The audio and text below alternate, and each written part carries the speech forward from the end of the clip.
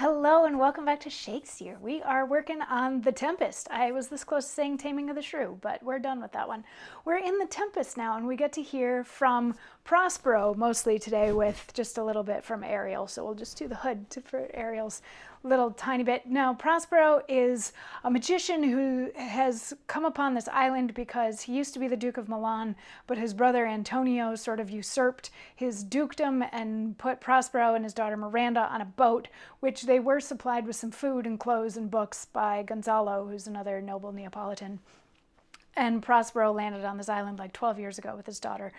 And Prospero recently had his servant Ariel create a storm and set this ship afire so that the people on the ship, including the king's son Ferdinand and his brother Antonio and Alonso and Gonzalo and all sorts of people, blah, blah, blah, were on this boat. They all jumped off and they have washed ashore, and Ariel assured Prospero that they all washed ashore safely, and he even mended their clothes. I don't know why I say he for Ariel. I think that there's very few women in this play, so oftentimes a woman gets to play Ariel just to give women more space to do things, but I think Ariel's gender really doesn't matter in this at all. So anyway, Ariel said that everybody was fine and their clothing is better than it was, blah, blah, blah. And Prospero's like, great, you did a great job. And Ariel's like, so now that thing that you promised me? And Prospero's like, you mean when I said I would set you free? And Ariel's like, yeah, isn't it about time for that? Because you said it was going to be like a year. And Prospero's like, seriously? You're going to ask for this now? Like, do you not remember what I did to free you from the horrible situation that you were in before? Like, do we need to revisit all the things that I've done for you and how I saved you? And and Ariel's like, ugh. And Prospero's like, do you remember the foul witch Sycorax? Which, if you're a Doctor Who fan, there's a monster called the Sycorax from David Tennant's very first episode, The Christmas Invasion. Those creatures are called the Sycorax, but Sycorax, in terms of the Tempest, is this witch that used to live on the island, who we're going to hear a little bit about right about now. So there's a little bit of back and forth there. He's like, do you even remember Sycorax? And Ariel's like, yeah, I do. Prospero's like, yeah.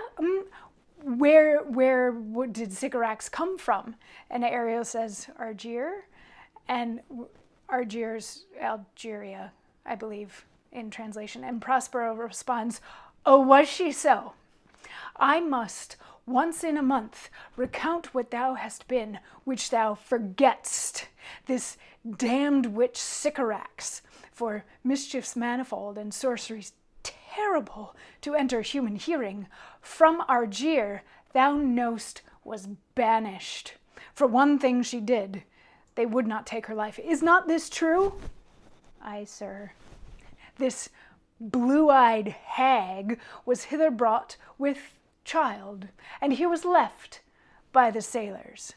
Thou, my slave, as thou reportst thyself, was then her servant, and for thou wast a spirit too delicate to act her earthy and abhorred commands, refusing her grand hests, she did confine thee by help of her more potent ministers, and in her most unmitigable rage, into a cloven pine, within which rift, imprisoned, thou didst painfully remain 12 years, within which space she died, and left thee there, where thou didst vent thy groans as fast as mill wheels strike. Then was this island, save for the son that he did litter here, a freckled whelp hagborn, not honored with a human shape. So the story of Sycorax was that she was a scary, scary witch and was banished from her hometown. She was sent away for some of the things that she did. It apparently wasn't bad enough to have her killed, but while she was pregnant, they sent her away and she ended up on this island, during which time Ariel fell into her service. But the things that she wanted Ariel to do, Ariel didn't want to do, so she imprisoned Ariel within a pine tree, like put them in a pine tree and made the tree grow around them. So Ariel is sitting there in this pine tree screaming for 12 years, during which time Sycorax died and only her son remained. And we find out in the next little tidbit that her son is named Caliban, who is also a very sort of famous Shakespearean character and is portrayed differently in every production. And we'll find out why a little bit later. But anyway, and since Ariel was imprisoned in this tree and Caliban is not quite human, for the 12 years that Ariel was stuck in the tree, there were no other humans on this island. And Ariel's like, yeah, I know. And Prospero goes on to say, you know, I was the one that came and rescued you. I pulled you out of that tree. I saved you from all of that. And you said that you would serve me in exchange for having your life back. But if you'd rather go back in the tree, like, keep talking and I'll stick you back in another tree for another 12 years. And Ariel's like, no, what is it that you need? I can help. I'll totally do whatever it is that you need. Prospero was like, good. And I'll set you free in 2 days. And Ariel's like, really?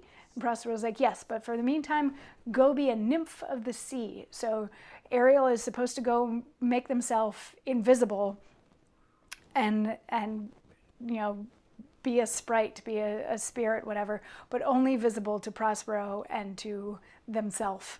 So Ariel turns invisible and goes off to become a nymph of the sea, and Prospero then goes back to wake up his daughter Miranda, who he had put like a sleeping spell on so that she wouldn't witness this whole conversation. She wakes up and she's like, I must have just conked out a little bit there. And he's like, yeah, we've got more work to do. Hey, Caliban! And then tomorrow we're going to get to meet Caliban. So I'll see you then for that. Mwah.